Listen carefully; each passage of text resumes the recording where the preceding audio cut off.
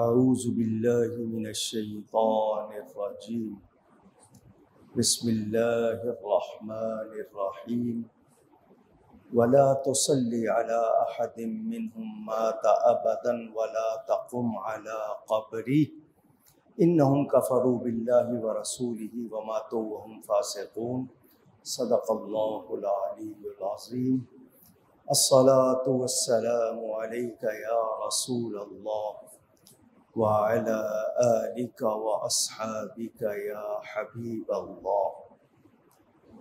ساتویں تراویح ادا کی گئی ہے اور نمازی کم ہو گئے ہیں۔ شاید نمازیوں نے یہ سمجھا کہ 4-5 دن تراویح پڑھ لی ہے، کافی ہے۔ مجھے حیرت ہوئی کہ آج خاصے نمازی کم نظر آئے۔ اللہ تعالی ہم سب کو اس مہینے میں زیادہ سے زیادہ برکات حاصل کرنے کی توفیق عطا فرمائے۔ بہت مختصر سے وقت میں ایک بات یہ کہنی ہے۔ سورہ توبہ کی تلاوت ہوئی۔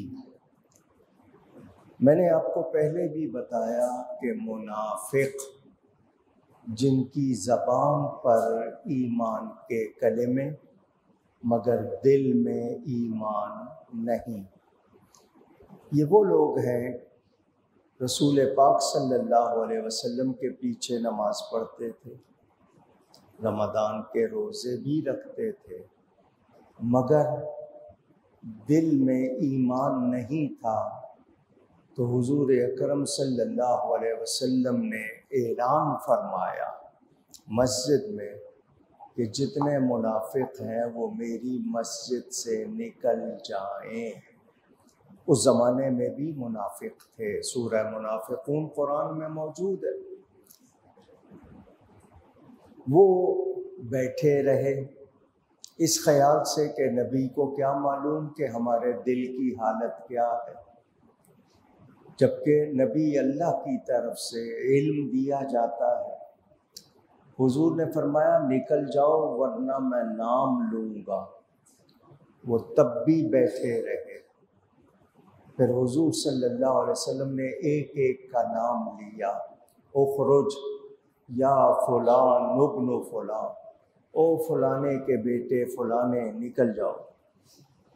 اب ان کا نام لیا گیا تھا، سب کے سامنے واضح ہو گیا تھا کہ یہ منافق ہے۔ دو باتیں ہوتی ہیں، یا تو جب چیز ظاہر ہو جائے تو بندہ توبہ کر لیتا ہے، اپنی اصلاح کر لیتا ہے، اور یا پھر سرکشی پر آ جاتا ہے، ضد میں آ جاتا ہے۔ یہ لوگ اس وقت تو نکل گئے، انہوں نے نکلنے کے بعد یہ نہیں کہ توبہ کی ہو، اپنی اصلاح کی ہو، انہوں نے ایک مسجد بنا لی مسجد نبوی کے مقابلے میں۔ اللہ نے بھی اس کو مسجد ہی کہا، لیکن فرمایا کہ یہ مسلمانوں کو توڑنے کے لیے وتفریقا بین المؤمنین، مسلمانوں میں تفریق ڈالنے کے لیے اور نقصان پہنچانے کے لیے۔ تم تھی تو وہ مسجد ہی مگر نیت درست نہیں تھی۔ اور مسجد قباء کے لیے فرمایا لمسجد اسس علی التقوی، جس کی بنیاد ہی تقوی پر رکھی گئی۔ تو اب پتہ چلا کہ بہت سی مسجدیں تو ہیں مگر بنانے والوں کی نیت درست نہیں، تو ان مسجدوں میں ہمیں جانا نہیں۔ یہ آج بھی مسجد نبوی سے لوگوں کو نکال کے وہاں لے جاتے ہیں۔ اس مسجد کا نام تھا دیرار، مسجد دیرار، نقصان پہنچانے والی۔ اب انہوں نے اس کا نام مسجد نور رکھ دیا ہے۔ اندازہ کریں، اللہ تعالی نے واضح طور پر فرما دیا کہ ان کے حوالے سے رعایت نہیں کرنی۔ جاہد الکفار والمنافقین واغلظ علیہم، ان کے ساتھ نرمی نہیں کرنی۔ نرمی اونچی کہہ دیجئے، آج لوگ کہتے ہیں کہ نہیں جی گٹر کے پانی کو بھی شربت کہو، تو جو سچ ہے وہ کڑوا ہوتا ہے۔ ہم یہ نہیں کہ ان کو گالیاں دیں گے لیکن ان کے معاملے میں ہمارے پاس نرمی نہیں ہونی چاہیے۔ اب یہ آیت ہے سورہ توبہ کی، آیت نمبر 80 پڑھ لیجیے گا گھر میں جا کے۔ اللہ تعالیٰ فرماتا ہے استغفر لہم او لا تستغفر لہم، اے میرے محبوب ہم نے آپ کو رحمت للعالمین بنایا ہے، آپ بڑے مہربان ہیں، آپ ان کے لیے بخشش چاہیں یا نہ چاہیں، 70 مرتن ان تستغفر لہم 70 مرتن، اگر آپ ان کے لیے 70 مرتبہ بھی بخشش مانگیں گے فَلَن يَغْفِرَ اللَّهُ لَهُمْ، اللہ ان کو نہیں بخشے گا۔ کیوں کہ محبوب کا گستاخ قابل معافی نہیں ہوتا، نبی کا گستاخ معافی کے لائق، اونچی کہہ دیجئے، یہ قانون ہے۔ آج بھی اگر حضور صلی اللہ علیہ وآلہ وسلم کے بارے میں کوئی گستاخی کرے گا، کسی کو معاف کرنے کا اختیار نہیں ہے۔ لوگ کہتے ہیں حضور معاف کر دیتے تھے، تم بھی معاف کر دو، تو نبی کے پاس اختیار ہے، ہمارے پاس اختیار نہیں ہے۔ کورٹ ہو، عدالت ہو، بادشاہ ہو، کوئی ہو، نبی کے گستاخ کو معاف کر سکتا نہیں، یہ یاد رکھے۔ جس نے گستاخی کی ہے وہ اگر توبہ کر لے گا، اللہ کے حضور توبہ کر لے گا، تو یہ کہ اس کی نماز جنازہ پڑھی جائے گی، اس کو مسلمانوں کے قبرستان میں دفن کر دیا جائے گا، لیکن آخرت میں اس کا معاملہ اللہ جانے۔ لیکن توبہ نہیں کرتا تو اس کی نہ نماز پڑھی جائے گی، نہ اس کو مسلمانوں کے قبرستان میں دفن کیا جائے گا۔ یہ مسئلہ ہے، سمجھ آئی؟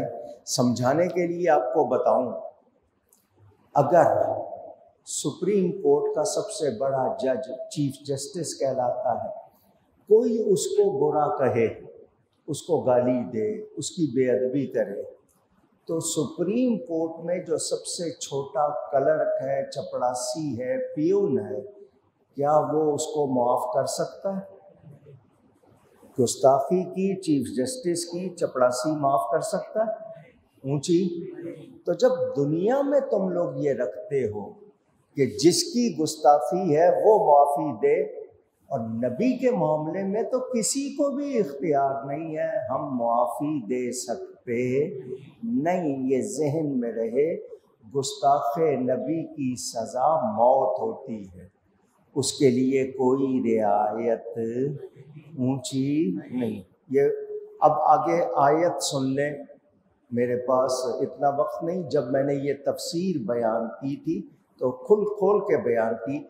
یہ لوگ جو منافق ہے، اللہ فرماتا ہے وَلَا تُصَلِّ عَلَىٰ أَحَدٍ مِّنْهُمْ، ان میں سے کسی کی نماز نہیں پڑھی جائے گی، ان میں سے کسی کی نماز مَاتَ أَبَدًا، یہ مر گئے ہمیشہ کے لیے، وَلَا تَقُمْ عَلَىٰ قَبْرِهِ، ان کی قبر پہ بھی کھڑے نہیں ہونا۔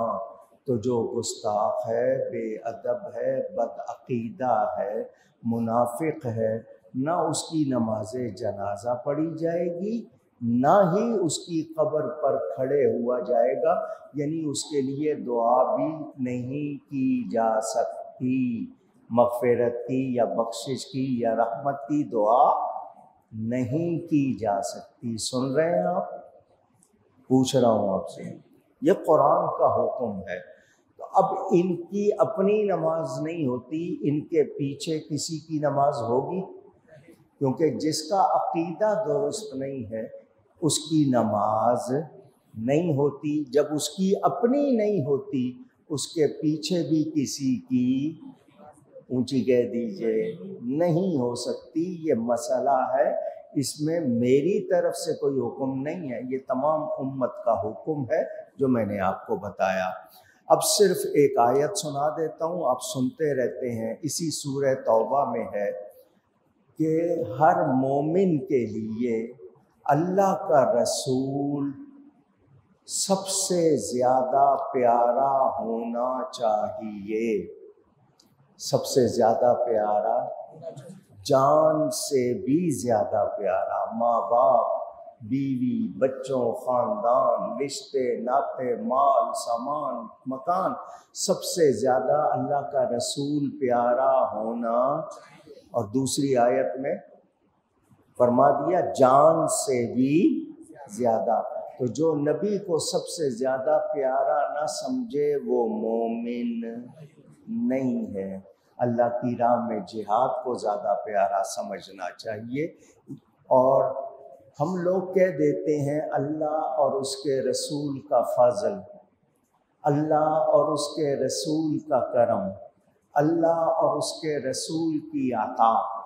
تو کچھ لوگ کہتے ہیں تم لوگ یہ رسول کا نام کیا لیتے ہو؟ تو قرآن سن لیں، وَقَالُوا حَسْبُنَا اللَّهُ سَيُؤْتِينَ اللَّهُ مِنْ فَضْلِهِ وَرَسُولُهُ۔ اللہ نے خود فرما دیا، اور وہ کیا کہتے ہیں؟ ہمارے لیے اللہ کافی ہے۔ کون کافی ہے؟ اونچی، اور اللہ اور اس کے رسول کا فضل، یہ قرآن میں بیان ہوا ہے، اللہ اور اس کے رسول کا فضل، اللہ اور اس کے رسول کا فضل۔ تو رسول کا ذکر جب خود قرآن میں اللہ نے کر دیا تو اب کوئی کہے کہ رسول کا نام کیوں لیتے ہو، تو وہ قرآن کو جانتا نہیں۔ یہ سورہ توبہ میں منافقوں کی باتیں کھول کھول کے اللہ نے بیان فرما دی۔